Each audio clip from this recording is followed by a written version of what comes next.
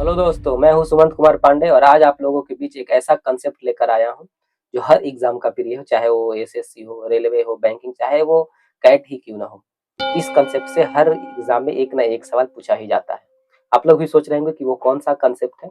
तो मैं जिस कंसेप्ट का बात करने वाला हूँ उसमें जरूरी है ये मैथमेटिकल टेबल। इसमें क्या है? प्राइस, मूल्य, कंजप्शन, उपभोग या खपत, एक्सपेंडिचर, व्यय और खर्च। प्राइस जो उस समय का करंट रेट है, प्राइस है। कंजप्शन कितना यूनिट, कितना अमाउंट में वो कंज्यूम कर रहा है। वो केजी में हो सकता है, लीटर में हो सकता है, पीस में हो सकता है, डजन में हो सकता है। एक्सपेंडिचर क्या हो गया?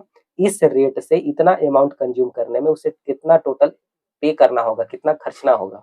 ऐसा ना। और इसके अलावा जो एक और फॉर्मूला जो यूज होगा वो ये है, price into consumption equal to expenditure.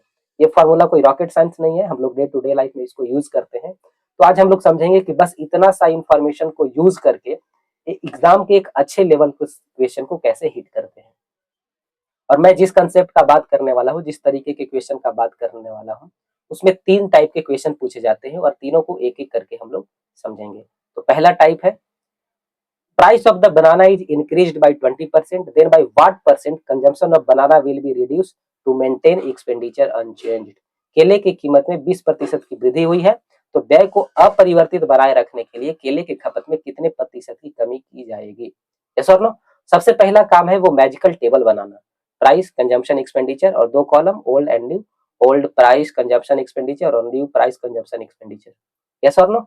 अब देखो, प्राइस का इंक्रीमेंट कितना से हो रहा है? 20%। 20% का क्या मतलब हुआ? 20/100 मतलब 1/5। इसका क्या मतलब है? इसका मतलब ये हुआ कि अगर पहले प्राइस उसका 5 यूनिट था तो उसमें 1 यूनिट का इंक्रीमेंट होके उसका प्राइस 6 यूनिट हो जाएगा।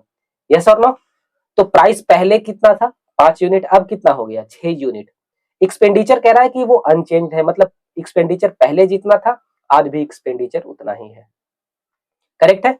अब कंजप्शन के बारे में कोई डाटा नहीं दिया हुआ है, तो कंजम्पशन हम अज्यूम कर लिए, कंजप्शन का रेशियो जो है वो A/B है। यस और नो। तो यहां से फॉर्मूला लगाएंगे, एक्सपेंडिचर इक्वल टू क्या होगा? Price into consumption. तो ओल्ड कंजप्शन कितना, ओल्ड एक्सपेंडिचर कितना होगा? 5 इंटू ए। और न्यू एक्सपेंडिचर कितना होगा? 6 इंटू बी। दोनों बराबर है तो इक्वेशन क्या मिलेगा? 5 into A equal to 6 into B. तो यहाँ से ए और बी का वैल्यू कितना हो जाएगा? ए बाई बी कितना हो जाएगा? 6/5। मतलब ए का वैल्यू 6 हो गया और बी का वैल्यू कितना हो गया? 5। तो अब देखो कि कितना का रिडक्शन हुआ है, कितना का कमी हुआ है। तो पहले 6 यूनिट कंज्यूम करता था, अब 5 यूनिट कंज्यूम कर रहा है। तो कितना कम कंज्यूम कर रहा है? 1 यूनिट। तो कितना परसेंट कम कर रहा है? तो 1/6 इंटू 100 मतलब 16.66%। यस और नो। अब यहाँ एक चीज बड़ा ऑब्जर्व करने का चीज है, वो क्या है कि प्राइस का रेशियो क्या है? 5/6। कंजप्शन का रेशियो क्या है? 6/5। क्या ये प्राइस के रेशियो का जस्ट रिवर्स है? तो यहां से कंसेप्ट जो हमको ध्यान में रखना है कि अगर एक्सपेंडिचर सेम हो तो प्राइस का जो रेशियो होगा उसका जस्ट रिवर्स वो कंजप्शन का रेशियो होगा। यस और नो। हम लोग इसको याद रखेंगे और ये सवाल में डायरेक्ट यूज कर सकते हैं, बिना ये कैलकुलेशन हमको करने का जरूरत नहीं पड़ेगा। करेक्ट है। अब इसका सेकेंड टाइप है, price of the banana is increased by 20%, then by what percent consumption of banana will be reduced if he increase expenditure by 10% only। केले के मूल्य में 20% की वृद्धि की जाती है तो केले की खपत में कितने प्रतिशत की कमी आएगी यदि वह केवल 10% खर्च बढ़ाता है। अब देखो, बनाना का प्राइस 20% से इंक्रीज किया, हम अपना एक्सपेंडिचर भी अगर 20% से इंक्रीज किए हुए होते तो पहले जितना हम बनाना कंज्यूम कर पा रहे थे आज भी उतना ही बनाना कंज्यूम कर पाते। पर हुआ क्या? प्राइस तो बढ़ा 20% से, पर हम अपना एक्सपेंडिचर उतना से नहीं बढ़ा पाए, हम अपना एक्सपेंडिचर है वो 10% से ही बढ़ा पाए। मतलब कहीं ना कहीं कंजप्शन में कमी आएगा। ये सर नो। तो वो पूछ रहा है कि कितना परसेंट का वो कमी आएगा। करेक्ट है।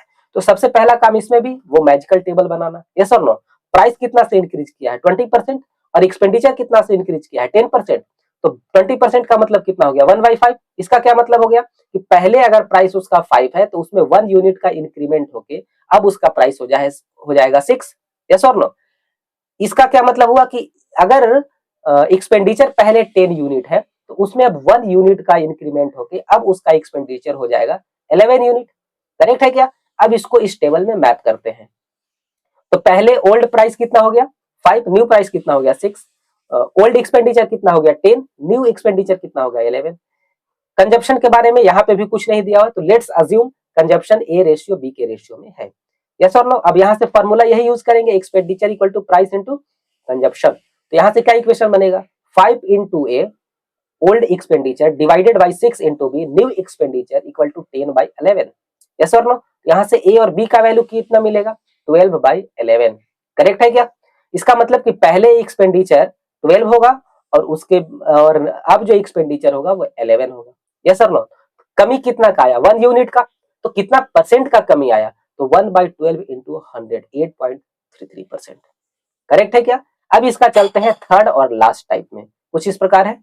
Price of the banana is increased by 20%, then a boy purchase 2 banana less in RS30, then what will be current per dozen price of the बनाना।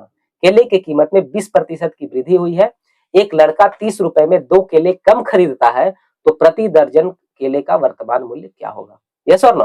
तो इसमें सबसे पहले क्या करना है, वो टेबल बनाना। अब देखो प्राइस कितना से इंक्रीज किया है, 20%। 20% का मतलब 1/5। यस और नो। इसका मतलब कि प्राइस अगर पहले 5 यूनिट था तो अब प्राइस कितना हो गया, 6 यूनिट। एक्सपेंडिचर कितना है, तो 30 रुपए में पहले जितना खरीद रहा था और 30 रुपए में अब जितना खरीद रहा है वो पहले से 2 बनाना कम है। इसका मतलब कि पहले भी 30 ही खरीद रहा था और अभी भी 30 ही खरीद रहा है। इसका मतलब हो गया कि एक्सपेंडिचर हो गया सेम। तो अब याद करो फर्स्ट टाइप, उसमें क्या बताए थे कि अगर एक्सपेंडिचर सेम है तो प्राइस का जो रेशियो होगा उसका जस्ट रिवर्स होगा कंजप्शन का रेशियो। तो कंजप्शन का रेशियो क्या हो जाएगा, 6:5। यस और नो। तो अब बताओ कितना का कमी आया है, तो पहले 6 यूनिट कंज्यूम कर पा रहा था, अब 5 यूनिट ही कंज्यूम कर पा रहा है। इसका मतलब कि 1 यूनिट का गिरावट हो गया। यस और नो। लेकिन सवाल में तो दिया है कि वो 2 बनाना कम खरीद रहा है। इसका क्या मतलब हुआ कि 1 यूनिट जो है वो 2 बनाना के बराबर हो गया। तो यहां से हमें क्या मिलेगा, 6 बनाना अगर पहले कंज्यूम कर रहा है, इसका मतलब कि वो पहले 12 बनाना कंज्यूम करता था। और अगर अभी जो है वो 5 यूनिट कंज्यूम कर रहा है, इसका मतलब कि अभी वो 10 बनाना कंज्यूम कर रहा है। करेक्ट है क्या? अब देखो 10 बनाना के लिए अभी वो कितना प्राइस पे कर रहा है, अभी वो 30 रुपए प्राइस पे कर रहा है या ना? तो एक बनाना का कितना प्राइस हो जाएगा, 30/10 मतलब 3। यस और नो। तो अब 12 मतलब एक दर्जन बनाना का कितना प्राइस होगा, 12 गुना 3 मतलब 36।